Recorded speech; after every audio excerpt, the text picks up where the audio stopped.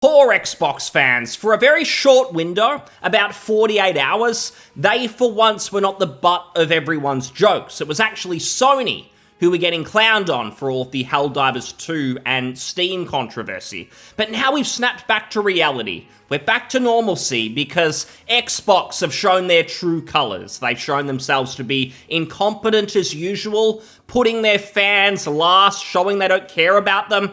And this has come in the form of them shutting down 4 of their studios.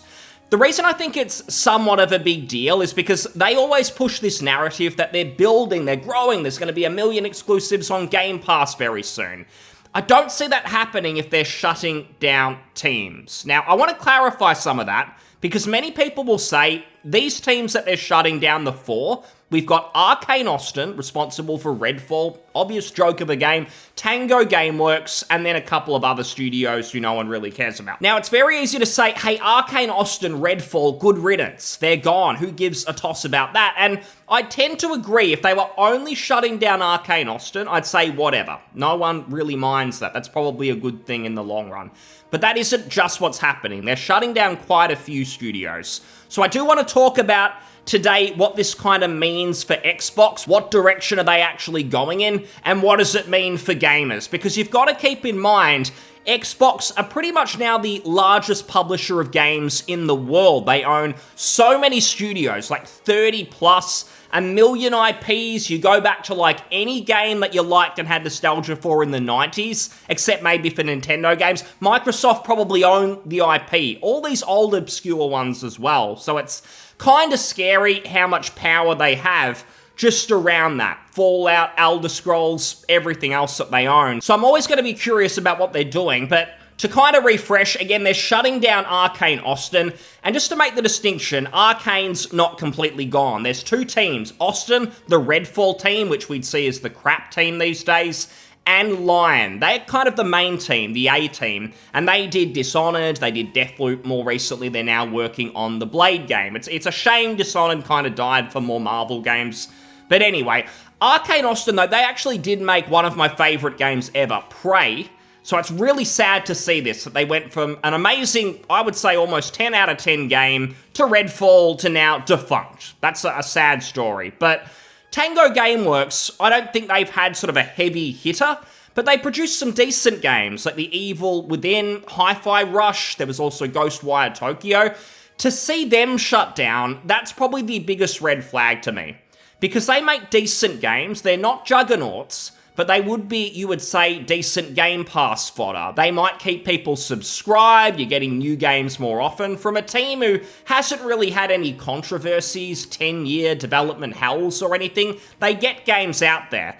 To see them gone more than anything, that tells me Xbox are definitely going to be moving in that third-party direction. They don't care about building up the ecosystem of Xbox anymore. It's about profits, nothing else. Short-term profits as well. Because if you're building up a platform, you still care about profits, but you're caring about that 10, 15 years down the line. Xbox want that money now. They don't care about the Xbox console, and I think it's the start of this, because in the more official description, we were looking at Jason Schreier's report. He always gets in early, letting us know what's happening. But Matt Booty of Xbox, he actually came out and said something telling. Now, he put out a wall of text. We won't read all of it, but I just wanted to read the start here where he says, "Today I'm sharing changes we are making to our Bethesda and ZeniMax teams. These changes are grounded in prioritizing high-impact titles and further investing in Bethesda's portfolio of blockbuster games and beloved worlds which you have nurtured over many decades." Now, Matt Booty, he's the head of Xbox Game Studios. He seems to be totally, woefully incompetent. We'll get to that a bit later. But basically what he's saying with that statement is, hey, we don't care about your AA, your small IPs, your new IPs, your creative ideas. We just want to make Fallout, the Elder Scrolls, the household gaming names, and that's it. Because they bring in the money, they bring in the players. People have suggested, oh, they saw the Fallout TV show pop off, and now they've shut the teams down. Maybe that's part of it, but I think this was definitely in the works before. They didn't just make a rash decision to shut down 4 studios. They've been thinking about this for a while, and it kind of lines up with their Activision purchase. Why did they buy it? Do you think they care about Spyro or Crash Bandicoot? No, they only cared about Call of Duty, maybe Candy Crush. These juggernaut games in the gaming space that generate billions of dollars. They don't care about million-dollar IPs, they only care about the billion-dollar ones. And I will say as well, some of those other studios, so there's the headlines, 4 teams are shutting down.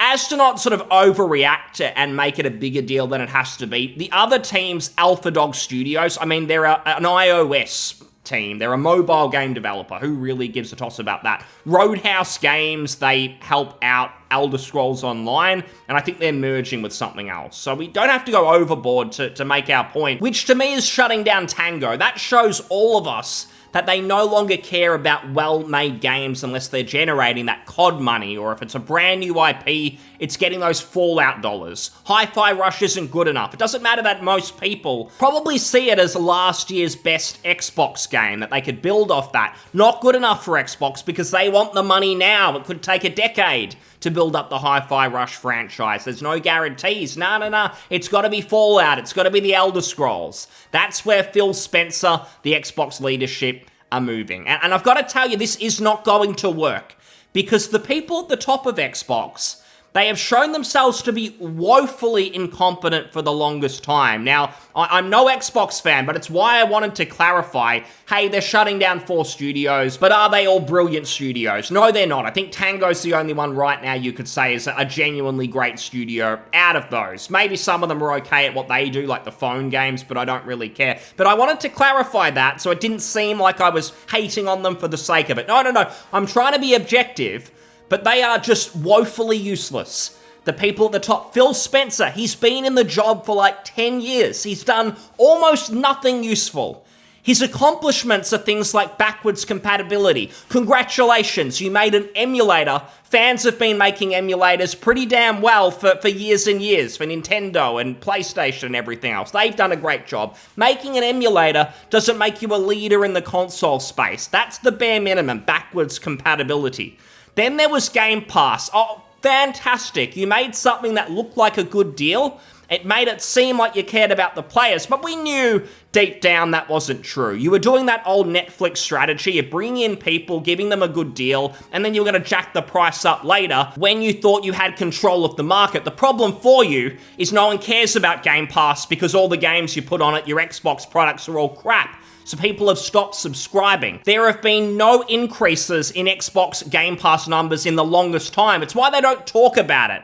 Embarrassing numbers. Maybe, I don't know if it's profitable or not, but Phil Spencer was talking about 100 million subscriptions. How delusional could you be when you're putting out products like Halo Infinite?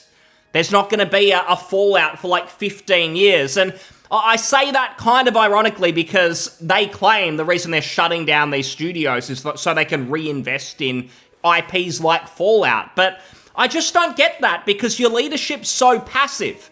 Why are you doing this now?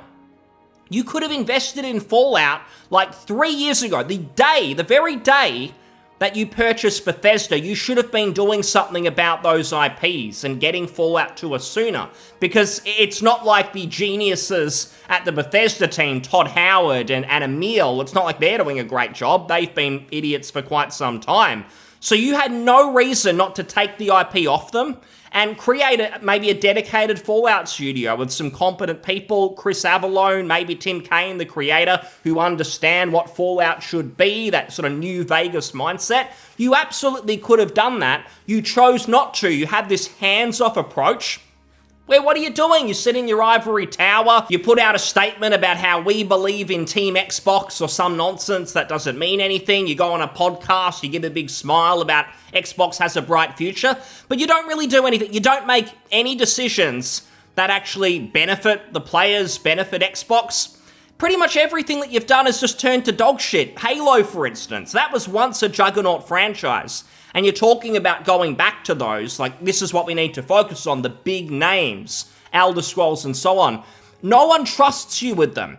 You develop that team to work on Halo and nothing else, and they ran that series into the ground. Halo is an embarrassment now. It is no longer a juggernaut franchise. There was a time where it commanded the same prestige as maybe a Fallout or something, but now it's a joke. If you announce a Halo game, everyone expects it to be absolutely awful. Now, I would argue that in some regards, Fallout is in the same boat. Like, if they announce Fallout, I'm not expecting it to be good, but I don't think that's filtered through to the wider community yet. A lot of people, if there is a Fallout announcement, they will get absolutely pumped about it. We've seen it with the Elder Scrolls. Because I've got to say, hardcore fans are very concerned. Starfield may have been the worst, most anticipated game of all time, maybe close to it. Not a lot of people were expecting it to be terrible before it came out. It had a lot of defenders, and then suddenly the curtain got pulled. We actually played it. Jesus, what is happening at Bethesda and Microsoft? They are ultimately responsible for this. And this is why I say these idiots who work there, the executives, the Matt Booties, the Sarah Bonds, the Phil Spencers, they're never held accountable. They work there for 10, 15 years. It doesn't matter how bad they are at their job. They never seem to get moved on, or at least demoted or something. Put on the dunce cap, do something with them. You can't keep doing the same thing over and over again. Again, Matt Booty, head of Xbox Game Studios. He's been there for the longest time. How is it that in all the time that Starfield was in development, that no one could actually sit down and play it internally and go, this is a pile of shit. If we put this out there, it's going to be an embarrassment. What are we going to do? I'm not convinced that nothing could be done. At the very worst, they could have just pulled back. With Starfield, they could have kept the main quest lines and just developed maybe a handful of handcrafted planets. It may have been rushed, it may not have been good as even Fallout 4, but it would have been better than just moving forward the procedural generated systems, which are a total dog shit. The quest lines were okay. I see no reason why they couldn't have taken some time just to build a couple of planets to at least make the game a little bit better. Because right now, the gameplay loop, it's unplayable, just about. It's so unfun. It's only the quest lines. And I understand I'm simplifying it, but it's just an example of what have these clowns been doing? How could you not know how bad Starfield was going to be? Let alone Redfall, where they were banging on, excuse-making as usual of 6 out of 10s we were expecting for Redfall, 7 out of 10s. That took us by surprise. Did you play the game? Or do you just exchange emails all day while pretending to actually do work? What my point really is Xbox owns all of these different studios. Someone's compiled this. It's quite good. You've got 30 plus different studios here. None of them seem to be capable of making good games. That's just reality. There's maybe a handful, and they're usually niche, like Flight Simulator or Forza or something like that. Getting out a good role-playing game, getting out a good shooter, it seems to be beyond them. And now they're making the decision, which is to go for a smaller number of studios, perhaps, and a smaller number of IPs. And they're only going to be focused on the juggernaut ones. I guess they think Halo is one, but definitely the Fallouts and the Elder Scrolls for Bethesda. And this isn't going to work because fundamentally their management is just so bad that they cannot get out a good product. They cannot create a good game. It seems to be beyond them. They've gotten lucky a few times with teams that probably already had that experience before Microsoft ever got involved, but they keep buying studios that are past their prime. And the only way to ensure good games is to revamp them, get out the rot, like maybe a meal at Bethesda, for instance, and kind of rebuild. They're incapable of doing it. They seem to be so deluded where they think, oh, if we buy Activision, we've got World of Warcraft. Doesn't that have like 15 million subscriptions? No, that was back in 2010. We're in 2024 now. It's a game way past its prime. You need to get people in there to return that to its former glory. Same with Fallout. It's constantly declining. Don't be fooled by the TV show. Who cares about that? We're talking about the game series. Fallout 4, it was worse than Fallout 3. Fallout 76, worse than Fallout 4. It's declining. They need people who know what they're doing. And closing studios like Tango, who were actually producing at least solid enough games, better than some of the Avowed, for instance, by Obsidian. That looks absolutely awful. That's going to go absolutely nowhere. But they're keeping that sort of team around, but they're getting rid of Tango. So that's where I say it's just bad decisions from the top. And ultimately, I do think that this is all sort of paving the way for Xbox to get out of the console space, at least as their main focus, and they do want to be that third-party publisher, which means it's just about the money right now. It's the CODs, it's the games that are going to sell 10, 15 plus million copies, and that's it, because a lot of these games, like The Evil Within Hi-Fi Rush, they're not that profitable. They make a lot more sense if you're trying to build up your console. And that's what you care about, getting users on your console, building an ecosystem. I don't think that's their focus anymore. They won't admit it probably anytime soon, but this really shows that they're doing it because they don't care about investing in these teams. The Redfall team, could that have been salvaged? I don't know. I don't really care at this point. That was so bad. But Tango is really telling, and closing them down, that to me is the main story, not the other ones, the other studios' background noise to me. And just lastly, further proving some of that, there is a rumor going out that Perfect Dark is in a very, very rough state. How can you stuff up what should be just a competent 7 to 10 hour single player campaign? How can you not get that right? And the only explanation to me is it's like Beyond Good and Evil 2 from Ubisoft, where instead of just doing what made the first one great, it's got to be a live service. We have to make it a 10-year plus game. You start going down that path and you end up getting nowhere. That's why Perfect Dark has had 10 years development or something. We've seen nothing. Apparently, it is going nowhere itself. It's gone through development hell, and I bet you if you ask Phil Spencer what's the problem, he can't give you an answer. He doesn't know himself. He's stupid. They're all stupid. The executives at Xbox, these gaming leaders, none of them have produced anything. No one ever gets fired. And when you just get these people, they stay in their roles and they never get moved on. There's never any threat to their place at the table, their seat at the table. What is it all for? If Matt Booty comes up and says, I've got 20 years experience in the games industry, what does that mean? Because you haven't done anything of competence. You're just there. You're a waste of space. They all are. They don't know what they're doing. And the gaming industry's worse for it. That's what I care about, really. I don't care about Xbox, but they bought up all these studios. There's barely any independent studios left. And if these clowns wreck it all, what does that say for gaming? It doesn't look very good. So it's the latest clown show in Xbox. Who knows what we'll see next? Sony will be laughing because they were the center of attention, mockery, and it's all back to Xbox. It's all back to business as usual. All a bit sad. Thanks so much for listening. I'll see you on the next one. Cheers. Bye.